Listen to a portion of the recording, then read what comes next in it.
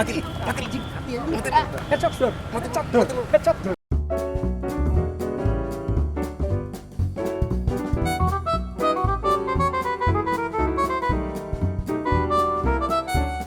Kembali bersama kita di Cinecrypt volume 16 bersama gua Keanu Reeves, nggak ada Adri Rudiman dan Common, nggak ada Dini Novandi.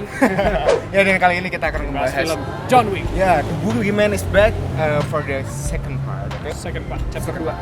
Jadi sebenarnya film ini kembali menceritakan tentang universe-nya John Wick, tapi untuk John mengenang Wick kembali bahwa Cinematic Universe. kali ini dia mencoba untuk mendapatkan hidup normal kembali, tapi karena sebuah kesalahan di masa lalu dia harus berhadapan lagi dengan masa kelamnya. Masa kelamnya. Di sini dia menghadapi seorang mafia Antonio De Antonio, Itu orang Italia. orang Italia. Ya, dan di sini John Wick mau tidak mau harus kembali berhadapan dengan segala kriminal yang ada di Italia. Ya. Jalan-jalan lah ke Eropa. Iya.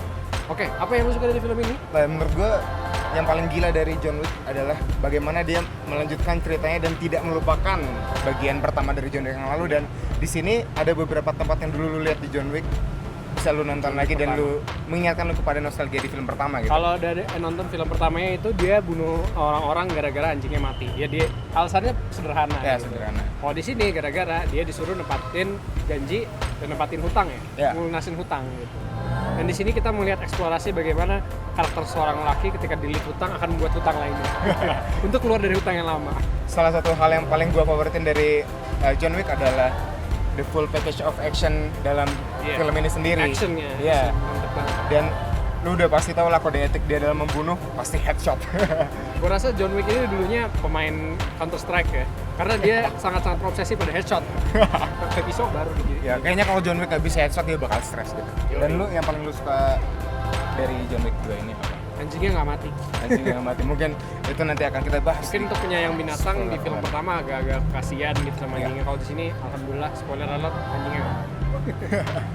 Dari segi action ya, mungkin karena ini bakal lebih banyak, maksudnya actionnya full banget, terus ya headshot selalu dilakukan oleh.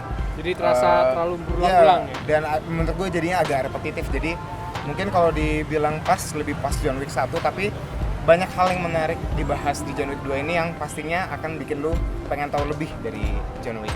Gue ironisnya gara-gara film karena ekspektasi action aja gitu. Begitu dia terlalu dalam ke ceritanya agak-agak ngantuk justru. Kalau apa namanya waktu dia kayak bagaimana harus kesini dulu, kesana dulu gitu-gitu. Menarik, tapi kayak yang aduh panjangan udah langsung aja lah babat aja dah semua orang gitu. Ya, karena memang action adalah Action bagian yang utama dijual dari di John sini. Wick ya. Kalau lu ada beberapa scene favorit lu? Scene favorit gue adalah adegan berantem di museum. Karena menurut gue ada trick shot yang menarik di sini, di mana dia berantem di mana di rumah kaca itu ya, bukan rumah. Oh ya, The Reflection of the Di Soul. Reflection of the Soul, kayak di Reflection of the sebuah Soul, ya. instalasi seni di mana kayak isinya kaca semua, dan di situ gue terkesima gimana nge-shoot action tapi isinya kaca semua gitu. Kayak yang gimana kameranya nggak bocor gitu lah teknis ya. Oke. Menurut gue juga ada 3 scene favorit gue, termasuk tadi The Reflection of the Soul. Lalu 2 scene favorit gue adalah ketika John Wick pertama kali kembali ke misinya di Italia.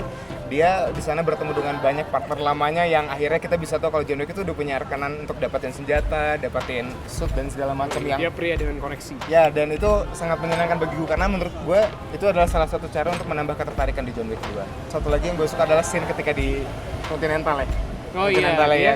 punya safe haven di mana di situ dia nggak boleh bunuh orang harusnya gitu. Itu menurut gue kocak banget. Keren dan- sih karena iya. karena kayak biarpun dia kriminal tapi dia punya kode etik di mana gue punya tempat-tempat menarik untuk ya tetap jadi tempat aman lah. Bahkan penjahat aja punya kode etik untuk melakukan aksinya gitu ya.